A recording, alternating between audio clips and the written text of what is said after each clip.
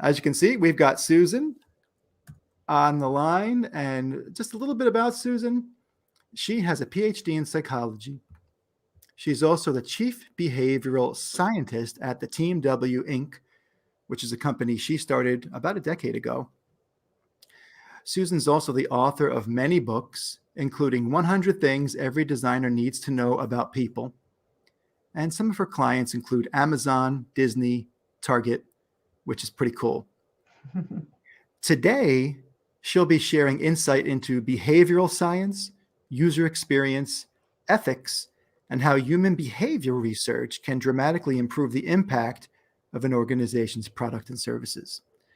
Susan is in an interesting place. She works at the intersection of behavioral science and design. And this is an excellent opportunity for you guys to learn how some of these methodologies can spark sustainable growth for your business or the business you work at. And I've also convinced Susan to share some of the struggles and challenges that she's faced over the years and how she and her team handled them. And without further ado, welcome again, Susan. And I'm just going to jump right into the questions. Go right ahead. Yeah. So question number one, what is behavioral science? Yeah, well, I don't know that there's total agreement on what is behavioral science, but I can tell you my definition of behavioral science. There's a whole body of knowledge around people and how they behave and why they do the things that they do.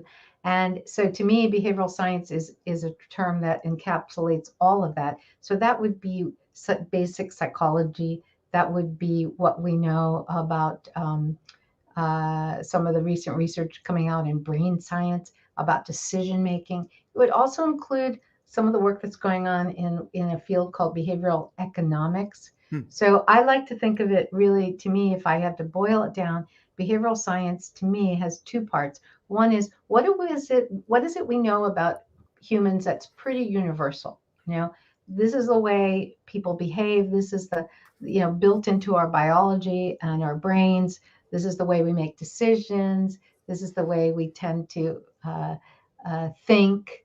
And then the other side being the behavioral economics side, which I describe as what do we know about how people behave in particular situations and contexts, and what's going to be different, not universal. So I kind of look at the world that way, but it's all of those things together, which starts to allow us to understand human behavior, maybe predict human behavior, maybe influence human behavior. To me, that's what behavioral science is. Awesome.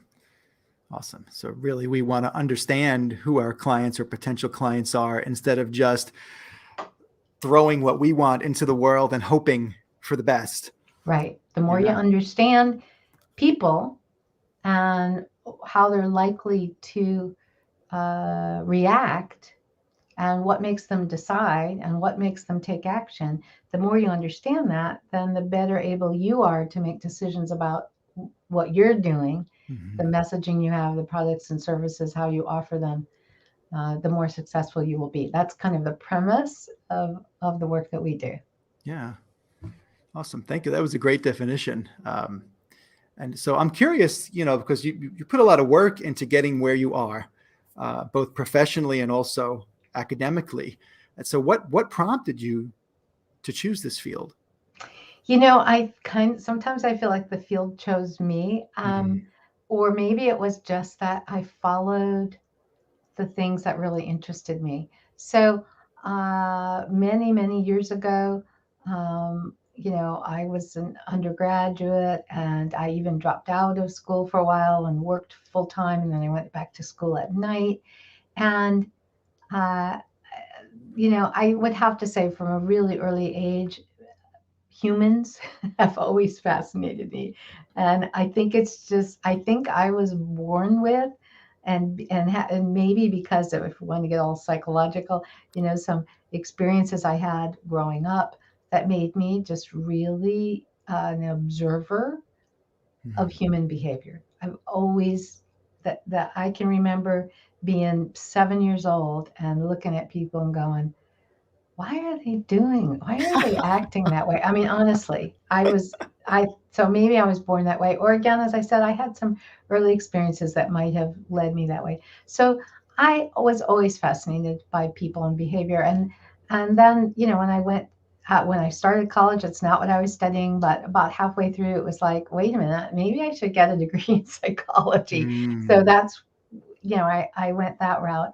And then I got, I very early in my career, I made the decision. If I want to do work that I'm really interested in, I need to have a graduate degree. I just knew Mhm. that. I kind of figured that there were going to be lots of people running around with bachelor's degrees in psychology, Mm. and it might be hard to find a job. So I made the decision early on to go to grad school. I made the decision to study cognitive psychology, how people think, because that fascinated me, and that was that decision. And then in graduate school was when I first made the connection between psychology and behavioral science Mm. and the design of technology. So that was new to me. I had not thought about that as a career. And then I discovered, oh, this is a thing. There are people who make a living applying what we know about technology, about people, to the design of technology. And that then, again, I made all my career decisions really, sometimes for the better and sometimes for the worse, based on what I'm excited about, what fascinates me, what I want to learn more about. And so that's why I made that turn then from, psychology and just being a psychology professor, which was what the path I was on. I Mhm. made that turn to what's called human factors or human computer Yeah. interaction, or now it's called, user experience or behavioral design.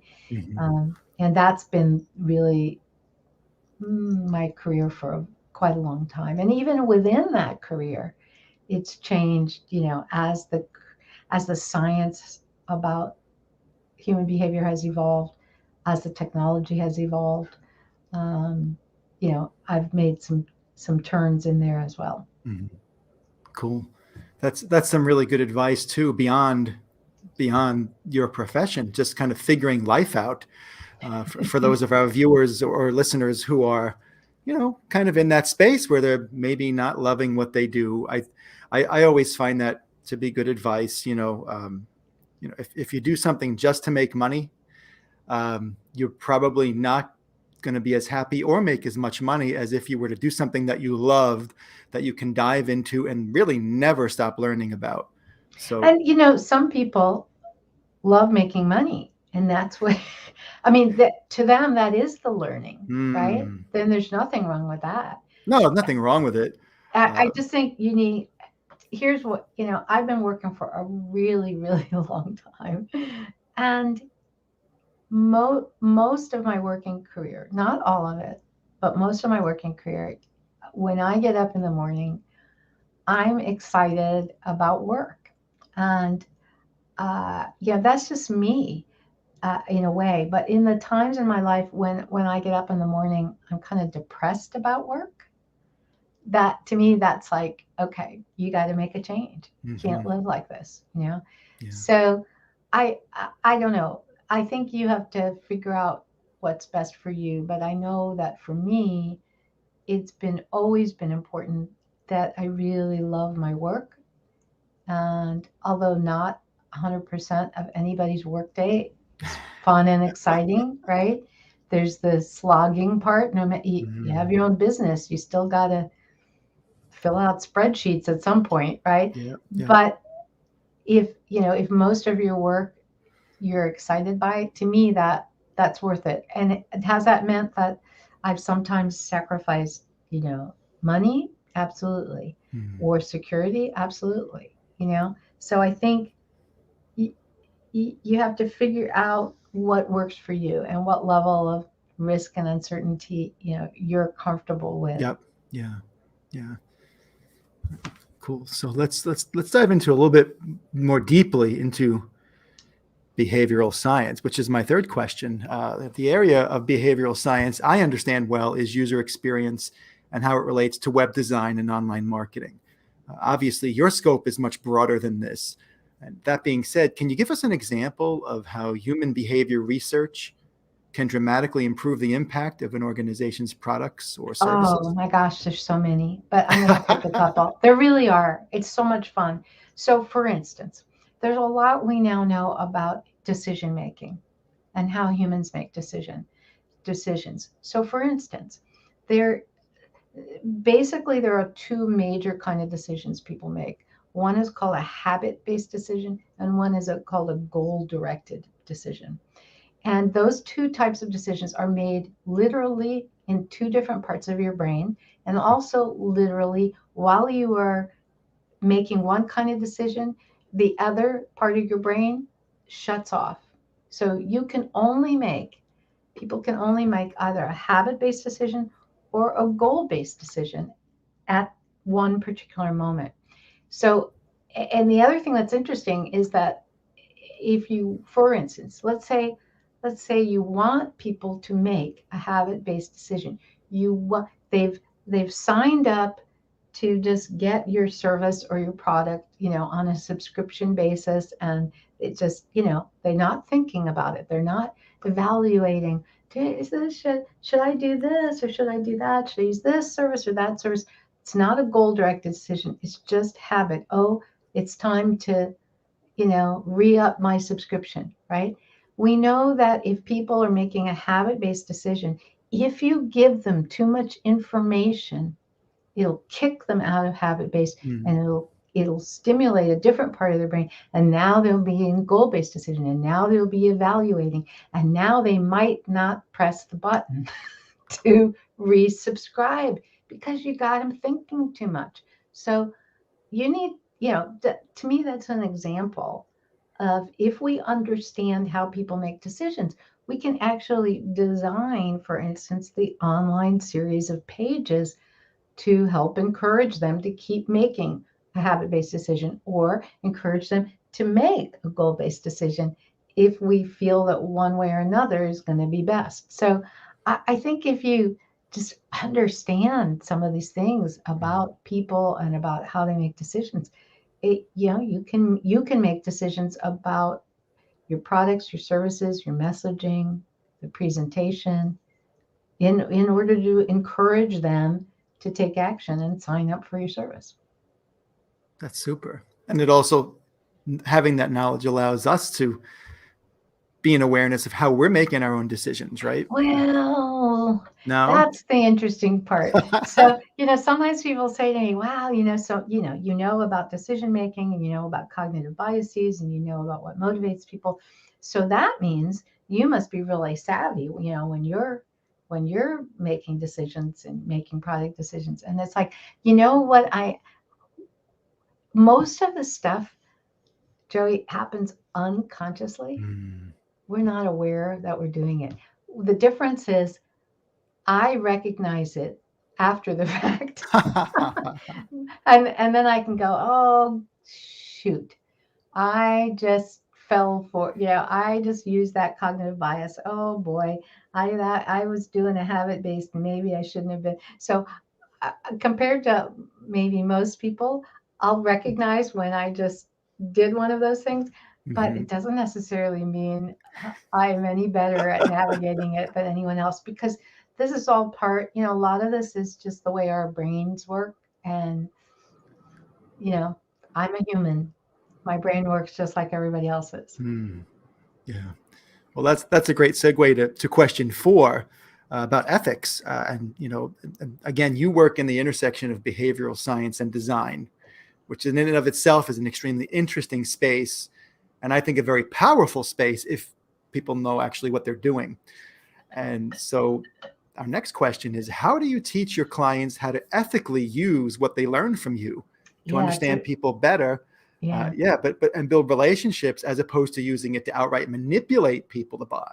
Yeah, it's a great question. And we have my colleague, business partner, who also happens to be my son, interestingly enough. Um, he really does. He specializes in ethics, and he put together a whole series of 6 courses on ethics.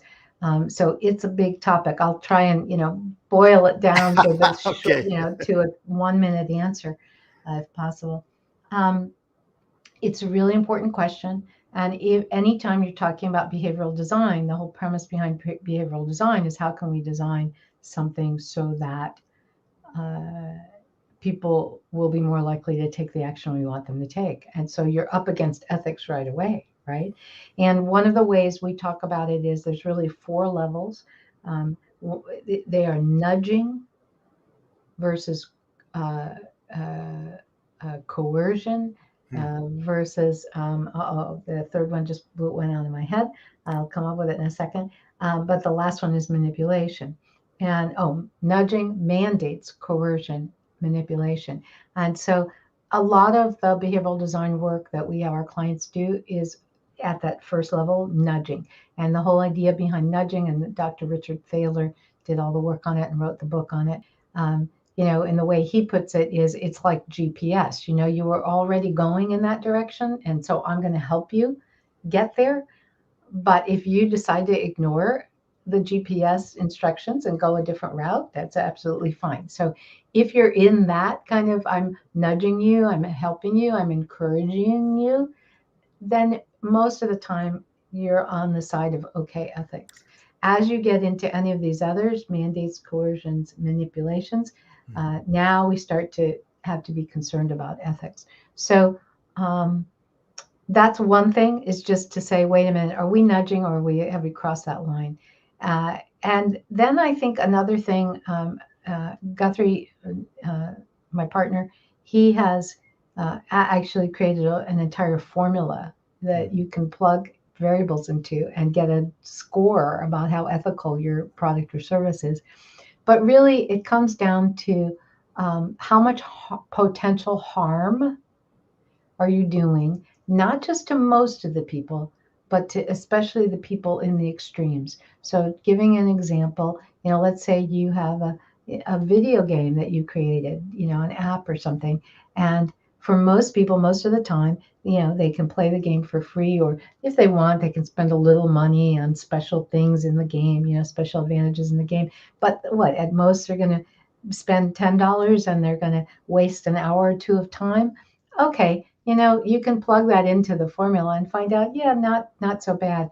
But what about the fact that although most of the people, most of the time, can just play the game and let it go, there's a small percentage of people that will get, kind of addicted, and they'll spend 8 hours or 10 hours a day and ignore the rest of their life and ignore their family, and they'll start spending more and more money. And there's a small percentage of people that this product will harm if you've set it up a certain way.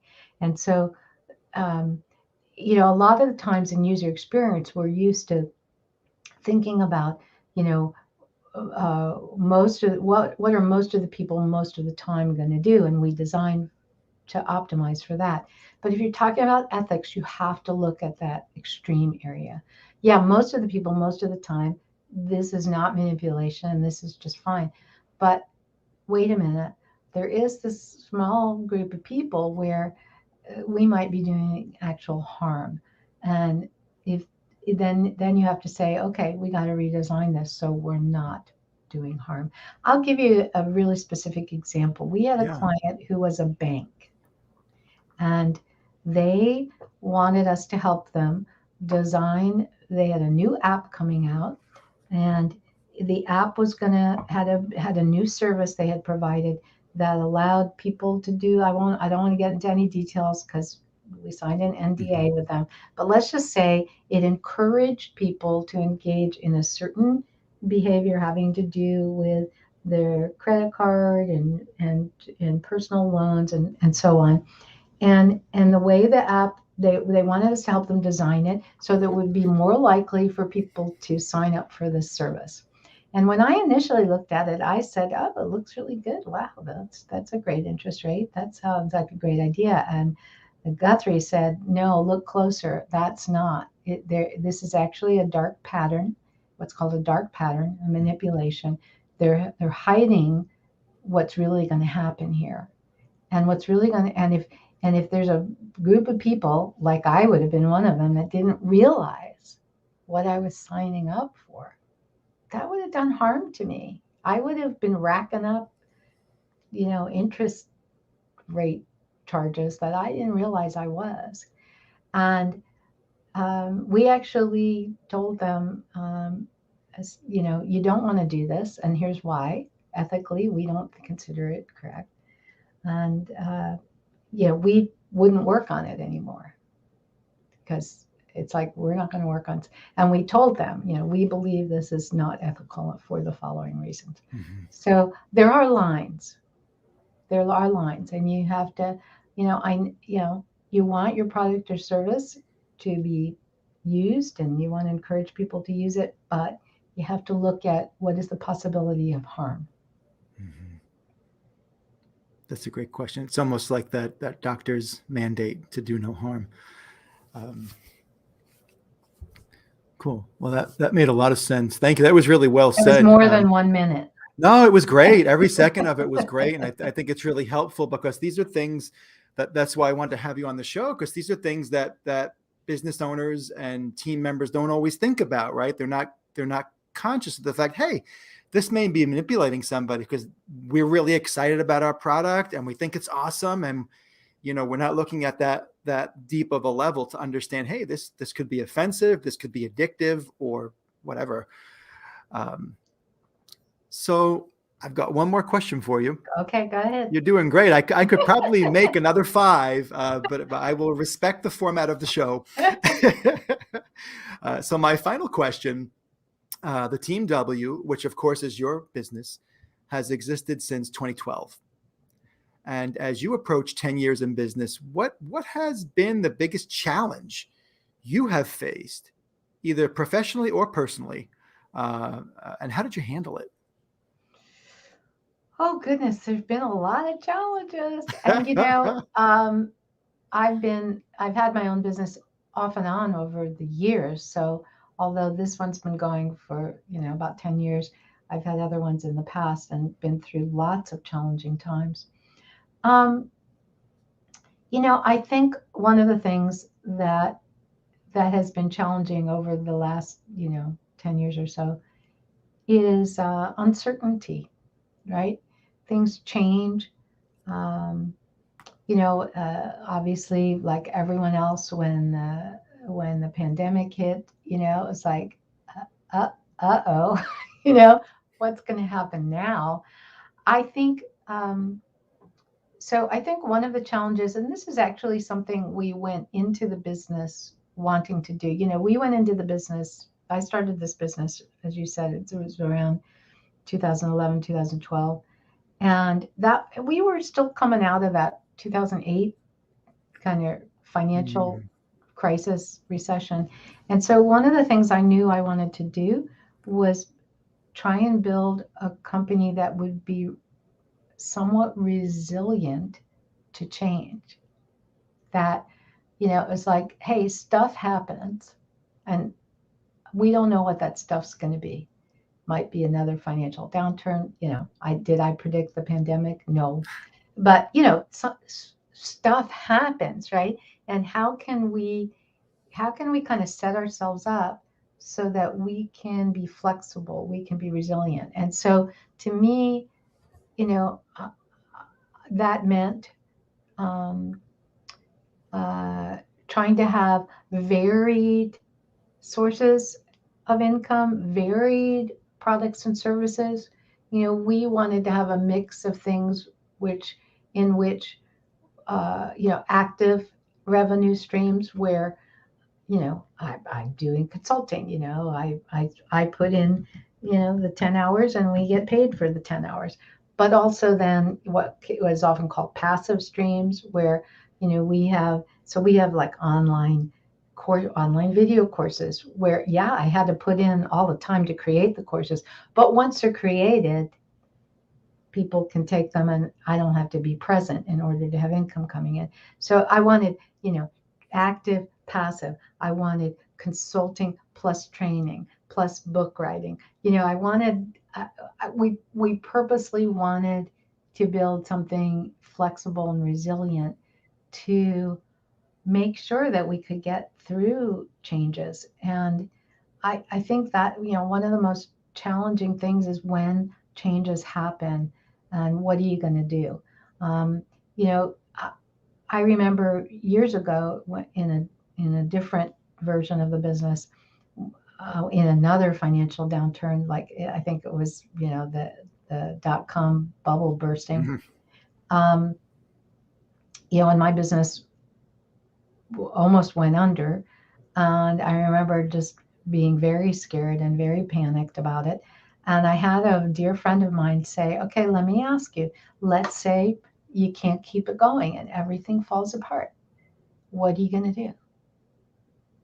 And, I was like, and then I was like, well, I guess I'd pick myself back up and start another business, and it was that realization for me, which was, oh, the worst might happen. And if it does, I'll figure out what to do. And I love what I'm doing so much. I'll just figure out a different way to do it. And that gave me an enormous amount of confidence because it was like, okay, fine, bring it on.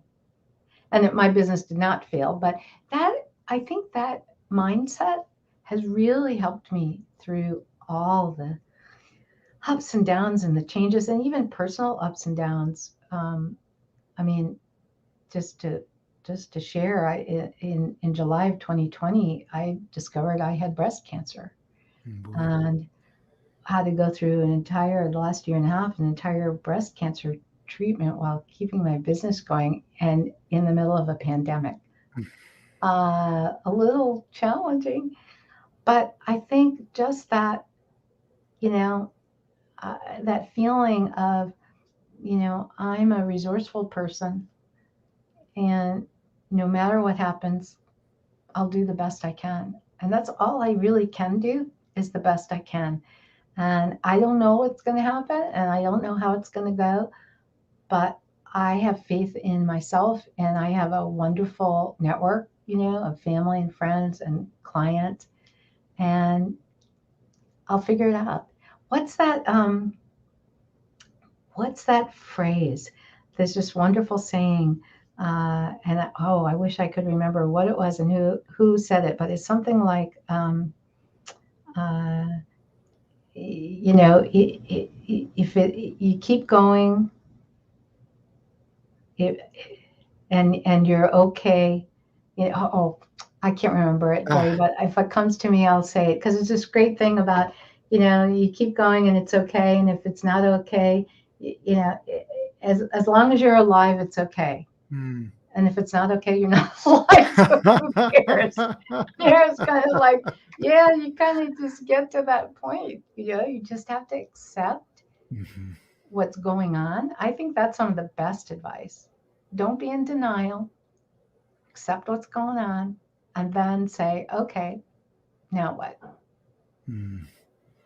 That is great advice. And there's a Zig Ziglar joke that some people think denial is a river in Egypt. So, but yeah, I think that's fantastic advice for both personal and professional life. And that's acceptance is not always easy. No, it's really hard, and Yeah. I'm not necessarily good at it. Don't get me wrong. Just I'm not. But that's really observe, accept, let go. That's Mhm. I teach mindfulness meditation and try and practice mindfulness meditation, and that's what that's all about, right? Yeah, yeah, that's fantastic. Yeah, I practice as well, and I have what I call a yes and philosophy, and it's about kind of being aware of if I'm having resistance, say to a flat tire. That's one of my favorite examples. I have a flat tire. I could resist the fact that I have that flat tire for the rest of my life, or I can accept that. Yes, I have a flat tire. Yes, I'm upset. And what can I do about it? I could Yeah, change it. I could call AAA. I could walk to work and leave the car parked. Doesn't mean when we accept it that we just like lay down and do nothing. It's about removing that resistance so we can look at what our options are, if there are any. yeah, Um, yeah, yeah. yeah. And I feel very, you know, I, I feel like I live a very privileged life, and in many ways, and the challenges that I might face, there are people in the world that have much bigger challenges than I do. And I just try and be grateful for what I have. And, um, as you said, accepting, and, there's a point at which you just got to take kind of, especially with everything that's going on in our worlds in general these days, you just have to take each day as it comes and make the best decisions you can with what you're presented with at the moment. Yeah. Yeah. Well, Susan, you've done a fantastic job of answering all 5 questions, plus a They were couple of. tough questions. Well, I try. This is a great opportunity for myself and others to learn from you, who I look at as a guru for this stuff, as well as just a wonderful human being. Just tell the audience where they can come to find out more about you if they're interested. Yeah, I think probably the best things would be, our website is theteamw.com, and that you can get to. We write blog posts. We have a podcast called Human Tech, if you're interested in that. You can get to our online training videos from there. So that's probably a good thing. And then you can, if you want to, follow me on LinkedIn. Or Twitter. Twitter is at the Brain Lady, and LinkedIn, just look for Susan Weinschenk. Putting this in the comments too, so if anybody didn't get it, it'll be the website and Twitter. And Susan, thank you so much. It was wonderful to talk with you today. It was fun to talk to you. Thanks, Joey. You're welcome. Have a great holiday and take care of yourself. All right. Bye-bye. Okay, bye.